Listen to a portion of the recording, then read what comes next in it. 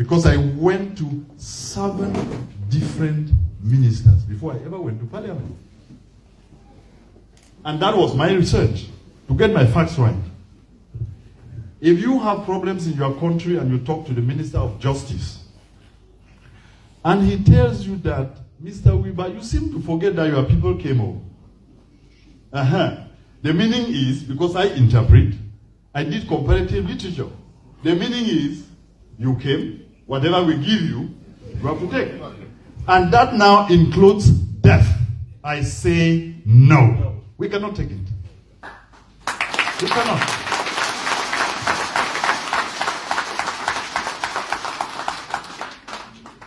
I took that time to get into their heads, to find out what they think about us, to find out whether all the arrogant killings and mistreatment of our people, somebody was covering it up from the guys who are sitting down there and calling themselves ministers. Immediately I'm talking, I'm looking into your eyeballs to be sure. Sometimes they will shift them because they don't want you to see what is there. But before you shift your eyes, I've already seen. And the spite, the disdain they have, you cannot believe it. Why I'm saying this is because these people do not believe we have blood. They do not believe we are human. And when I used to say it, a lot of people say, that's too extreme. I said, no, I can see it in their eyes. I can tell you in this hall, confidently, that the mistreatment our people have gotten from across the Mongo is alarming. If you went to a hospital like in Qs or to a general hospital in Douala, I can guarantee you a medical doctor, perhaps a specialist, a cardiac surgeon who speaks English, if he is walking down a tight corridor, a cleaner thinks he should get out of the way. That is where you know what people think about you. A cleaner thinks he's better. And they always do. So I did a long study, carefully, to find out where these people were going to. And I concluded, they don't believe we have blood. And when you don't believe it, have you ever asked yourselves at any one time, why it is so easy for them to kill us? It's so easy. Nobody takes time to do it. It is so soft. It's like, taking a drink. Now, I told you I was apologizing because my heart broke when we were giving the honors.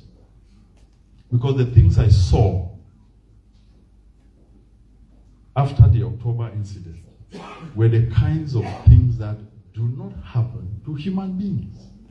You do not do that. You have soldiers who are supposed to look after children, 17, 18, 19 years in the University of Boya, and you crush them, walk on children, burn them out with your boots, from their buttocks to their backs to their breasts. And a soldier does this. And people turn around and tell me they have a right because they are protecting a union. Union, my foot.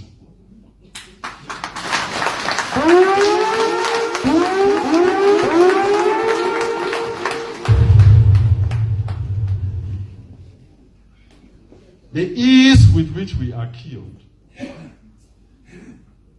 I'm taking a little bit of time to stress on this because you have guests here whom I have chosen to call the elevated slaves. That's the people who work for the oppressor, who are here to take a message. I want it to be crystal clear.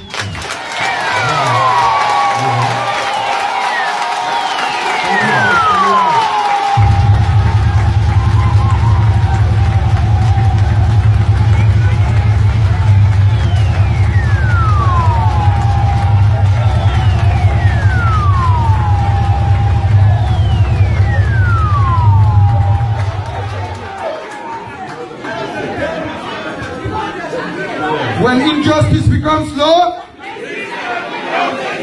when injustice becomes law, we must.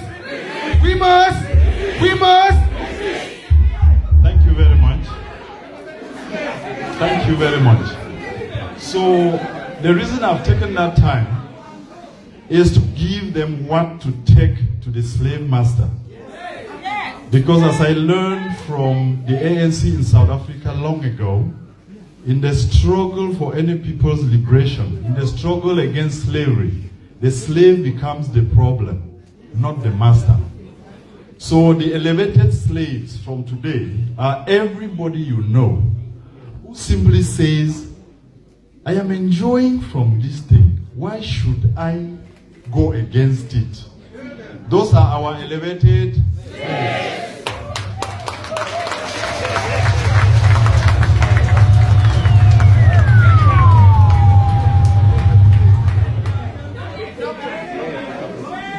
My only appeal to them will be that, because it is not only them who have equipment. If some of us did not have, we would not be alive. We would not be alive. All right. Because if I stood here and actually quoted the number of the pieces of equipment one or two of them are using in this hall, they could collapse. Yeah, they could collapse. So our drive is that one of the things they should learn is that, look,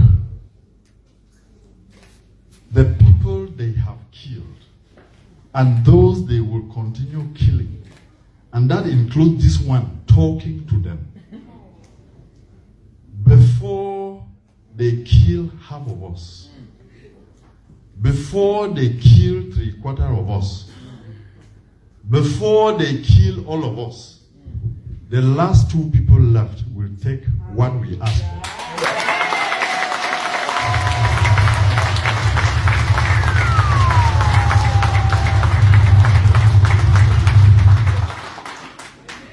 Right now that I'm talking to you, they are rampaging through my village in Jakiri, breaking into people's stores, burning houses, raping women.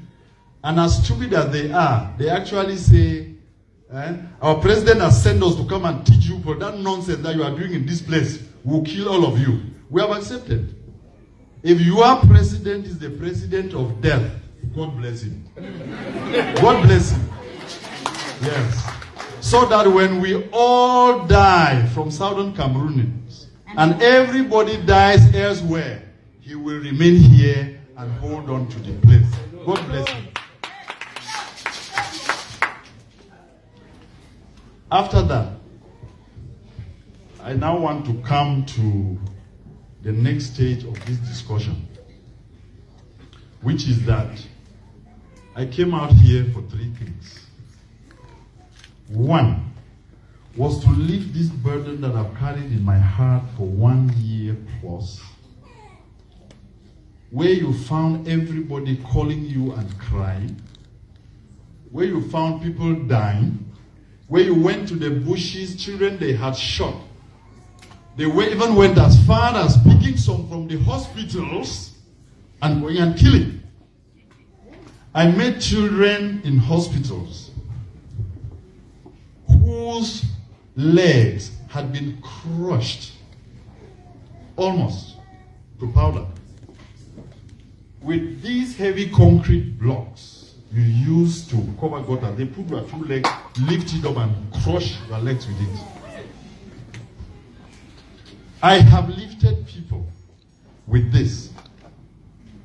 I've been asking people, do you know what it means to pick up a living human being with broken bones and maggots coming out of his shin marrow? Do you know what it means? It breaks your heart. And you cannot cry because you will kill the person. They will think it is over. And you see things like this and people expect you just to be normal, to say it's okay. This was in October. And I realized the tactics we have seen in history. For example, from Hitler, we all read history, where people now organize and say, okay, we remember, 1st October used to be this, so we are holding a party in Yaoundé, and they send their soldiers, deal with them. So that you fool the world, and they are saying, they have recognized that day.